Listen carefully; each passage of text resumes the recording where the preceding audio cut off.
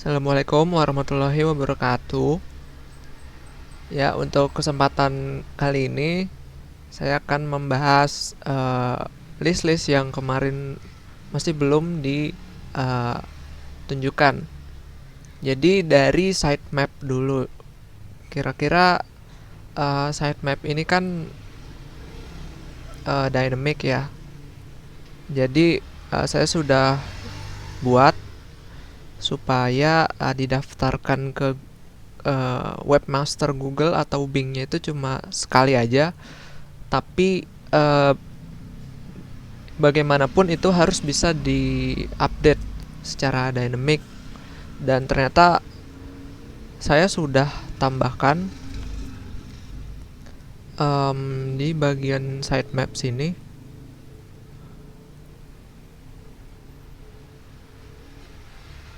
Ya, ini kita ngambil aja dari halaman apa yang akan di store ke sitemapnya, kayak available conference, pricing, autentikasi, about us yang pertama ini, dan yang kedua adalah link-link dari konferensi yang promosional. Kan kalau konferensi yang promosional itu bakal kita buatkan page gitu, karena itu juga masuk ke sitemapnya juga.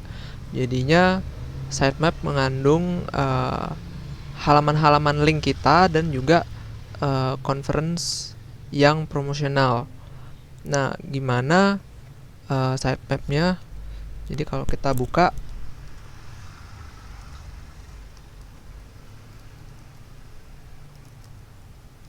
sitemap.xml. Nah, seperti ini. Jadi di sini kita bisa lihat ini pertama adalah URL kita, base URL-nya.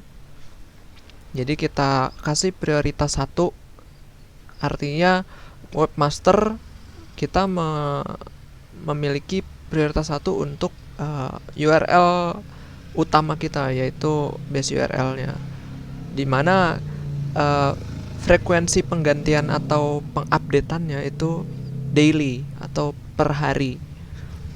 Jadi ini akan terus diperiksa per hari oleh webmaster. Kita request untuk memeriksa per hari seperti itu.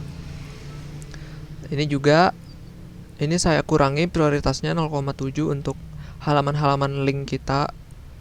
Nah, kalau misalnya yang 0,5, prioritas 0,5 itu link-link conference yang ada di kita, kayak misalnya conference A, conference B, conference C, D, seperti itu. Ini Slack-nya ya. Jadi ini bisa mengarah langsung ke lokasi conference-nya. Seperti ini kalau dibuka, nah ini langsung ke conference-nya kan. Jadi kita mendaftarkan mereka juga ke sitemap kita. Jadi kalau sitemap saya kira seperti itu, sehingga nanti saya kira crawlingnya jadi gampang ya untuk masalah search engine. Nah, selanjutnya tadi sitemap sudah. Mana? Oh, ini. Jadi nanti tinggal didaftarkan aja yang belum, karena belum di deploy juga. Selanjutnya adalah watermark PDF. Oh, ini yang kemarin saya tambahkan protection password sama anti copy. Jadi saya menambahkan satu library lagi di bagian sini ya, open PDF. Jadi saya tambahkan lagi pakai Composer sih. Tetap sama FPDI juga, tapi bedanya ada protectionnya. Jadi dia terpisah, FPDI biasa dan FPDI protection library-nya terpisah. Walaupun satu kesatuan sama, bisa dipakai, fungsinya sama, hanya saja ini ada protectionnya tambahan. Jadi saya gunakan di untuk membuka PDF-nya dan juga untuk mendownload. Jadi kan kalau misalnya kita menuju ke menu review, di sini reviewer bisa membuka dan mendownload. Kalau membuka tinggal pencet atau klik download, open di sini. kalau mau download yang atasnya. Nah, seperti yang kita pernah bicarakan, kalau membuka file untuk reviewer ini opsi ya, nanti ada passwordnya. Nah, ini akan dimintai passwordnya apa? Passwordnya adalah email dari si user reviewer ini. Jadi di sini email saya, karena saya login pakai email saya. Saya ketik email saya dan baru bisa dibuka, dan udah ada watermarknya juga. Kalau jadi password ini sebenarnya bisa dua ya. Yang pertama email dari user reviewernya, dan yang kedua ini email untuk administratornya. Jadi administrator juga bisa membukanya dengan secret key juga. Jadi kita buat secret key di sini untuk administratornya, developer atau administrator, dan ini passwordnya, password khusus untuk administrator misalnya. Ini password secret pertama, secret kedua. Jadi bisa kalau ada masalah buka, nanti bisa dibukakan oleh administrator gitu misalnya ya. Dan juga password sudah ya. Ini kalau kita buka juga ada passwordnya. Ini kalau download, kalau pas download, misal kita download papernya. Nah, di sini juga pasti dimintai password juga. Nah, seperti itu ya. Jadi password sudah.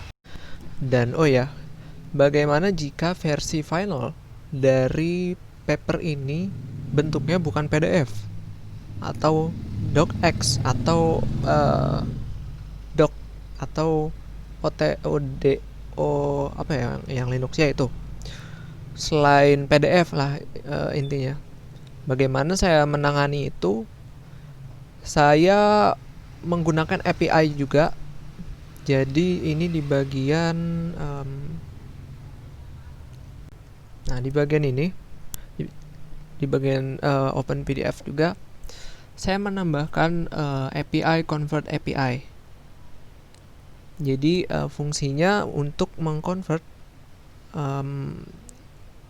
nah di sini untuk mengconvert file bentuknya apapun menjadi PDF. Jadi saya pakai API Convert API, sehingga kalau misalnya ada file yang bentuknya docx, itu akan dilakukan convert dulu jadi PDF seperti itu. Dan sehingga kalau dibuka pun jadi punya password lagi. Soalnya saya nggak nemu gimana caranya mempassword docx, dan nggak bisa melakukan menulis apa namanya watermark itu ke docx. Belum nemu aja sih. Jadinya saya terpaksa ubah ke PDF aja sih. Kalau kita coba kita open misalnya, ini kan bentuknya docx ya. Ini akan agak sedikit lama karena dilakukan konversi dulu melalui API.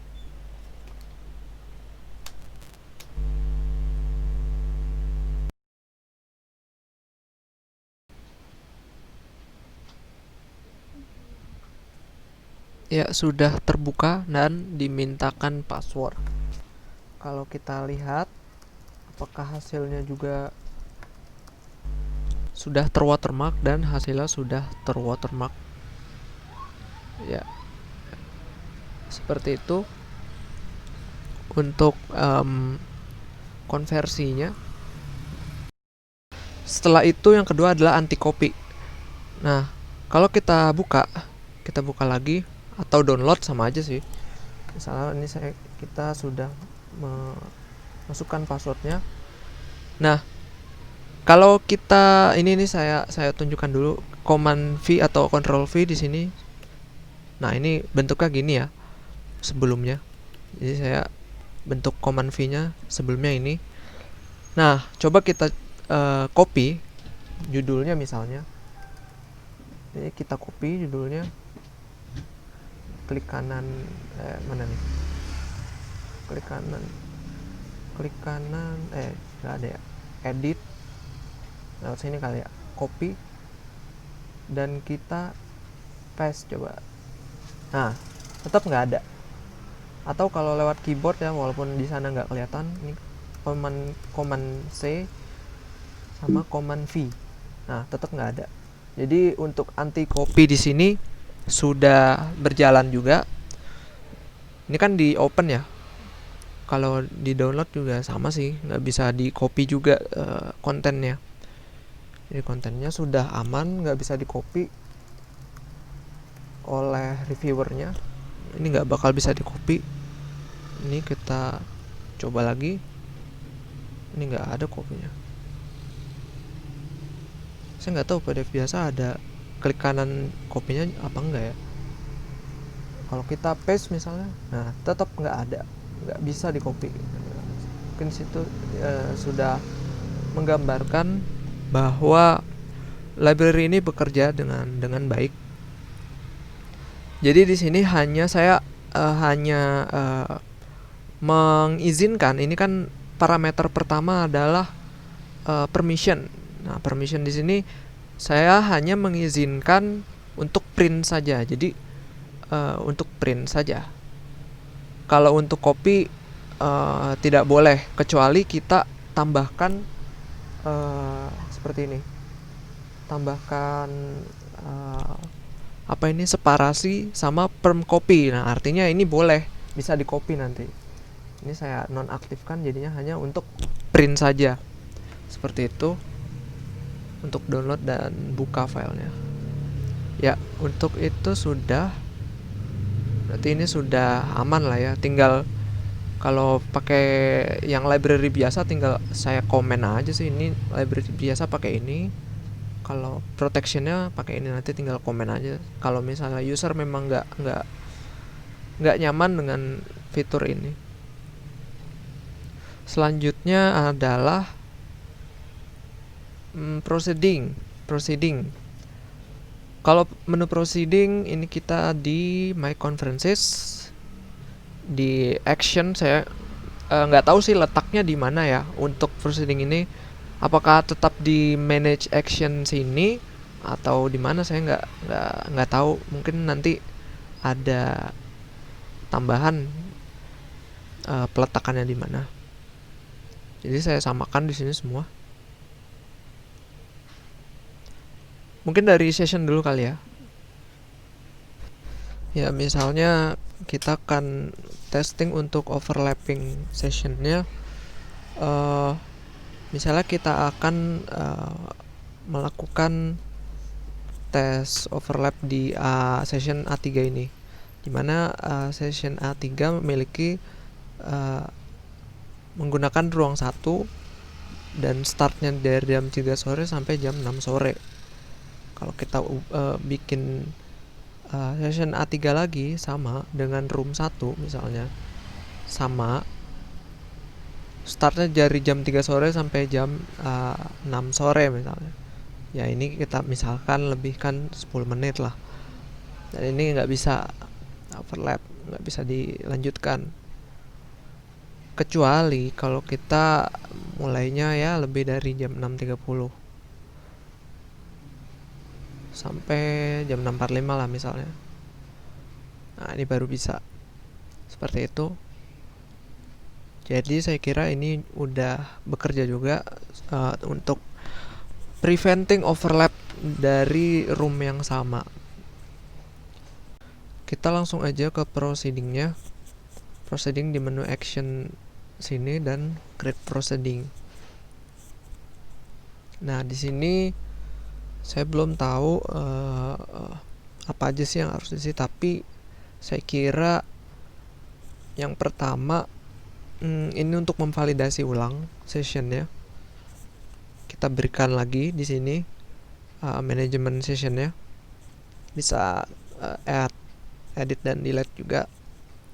Dan yang kedua, ini menentukan panjang presentasi tiap papernya, yaitu ya ini angkanya bisa di geser-geser, bisa pakai ini juga per menit, di dalam menit maksudnya. Nah, yang ketiga adalah start page numbernya, dimana defaultnya adalah 1 kalau misalnya nggak ditentukan di sini.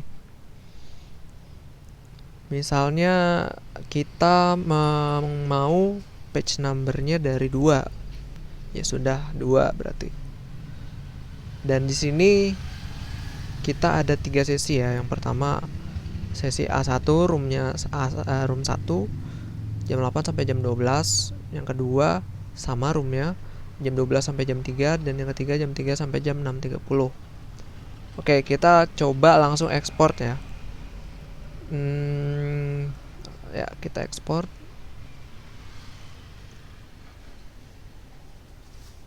Oke. Nah, ini. Oke, di sini saya sudah buat juga seperti format yang kemarin. Ada conference name dan conference abbreviation ya. Di sini ada conference date-nya, start end-nya. Juga ada venue, ini venue-nya, ini address-nya, dan ini city, dan ini country. Ini adalah institusi penyelenggara. Dan ini saya cuma ngetes bahwa total paper yang akan memiliki schedule conference di sini ada 27. Di sini ada 27 untuk ngecek aja. Jadi saya print aja di sini. Dan coba kita lihat tadi sebelumnya kita memiliki 3 sesi, A1, A2, A3. Room 1, room 1, room 1, 8, 12, 12, 3, 3, 6, 30. A1 room 1 mulai dari jam 8. Oke, benar ya. Dan length presentationnya 15 menit kan, in minutes-nya tadi. Ya, berarti namanya 15. Sudah benar ya. Dan page awal tadi kita dari 2. Nah, ini 2 sampai 4 karena paper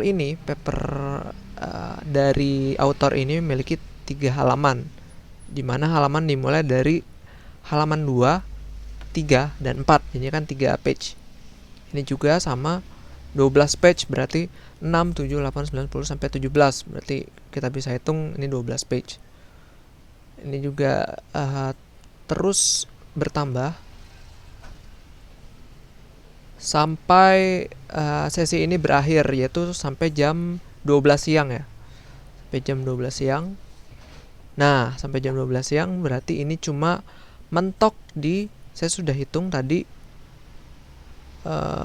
Nah, di sini kalau misalnya sesi pertama itu kan 240 menit.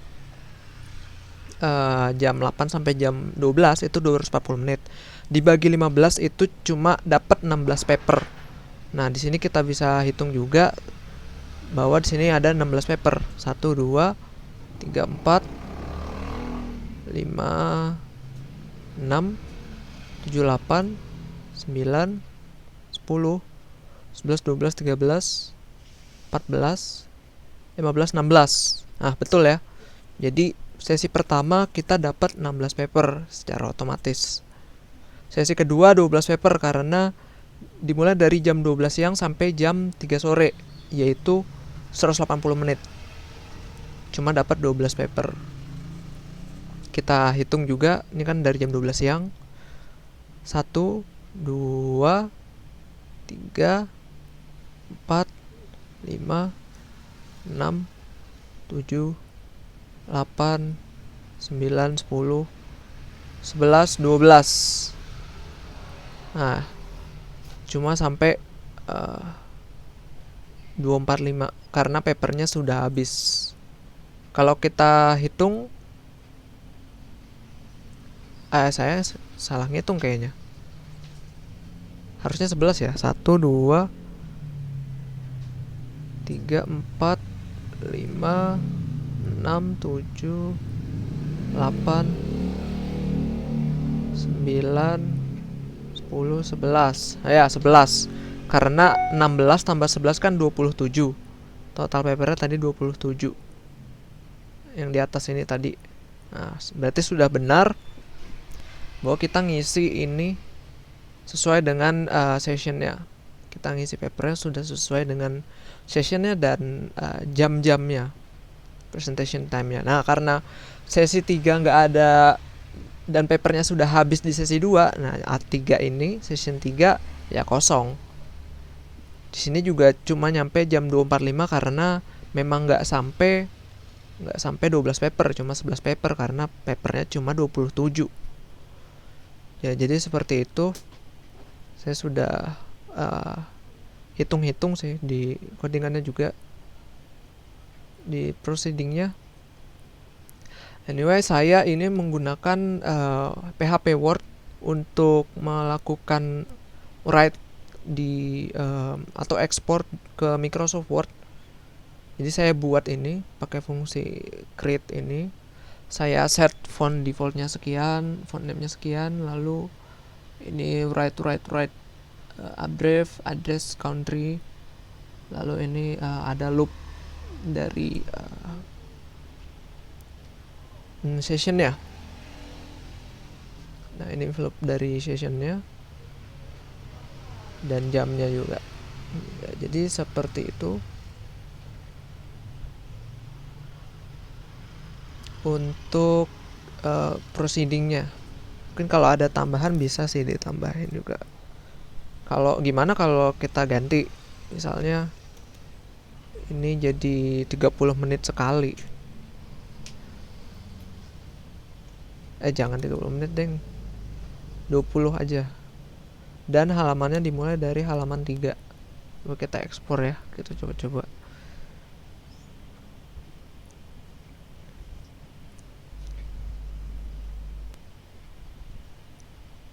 Ya, dimulai dari halaman 3 sudah benar. 3, 4, 5, 3 page.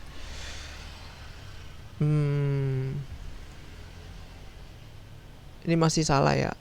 Seharusnya ini bukan 15, tapi 20. Nanti mungkin saya belum masukkan ke fungsi. Tadi masih static, masih 15 menit.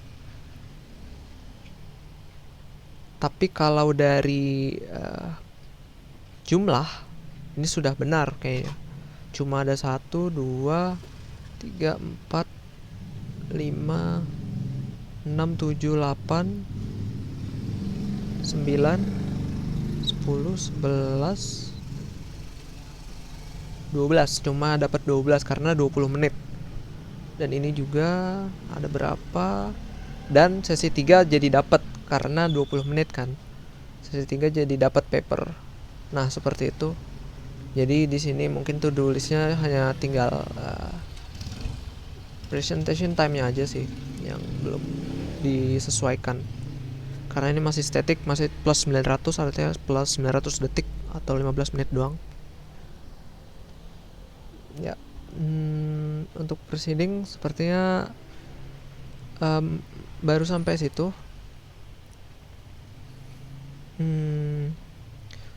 Selanjutnya ini mungkin bisa diselesaikan setelah ini. Ya, terima kasih. Wassalamualaikum warahmatullahi wabarakatuh.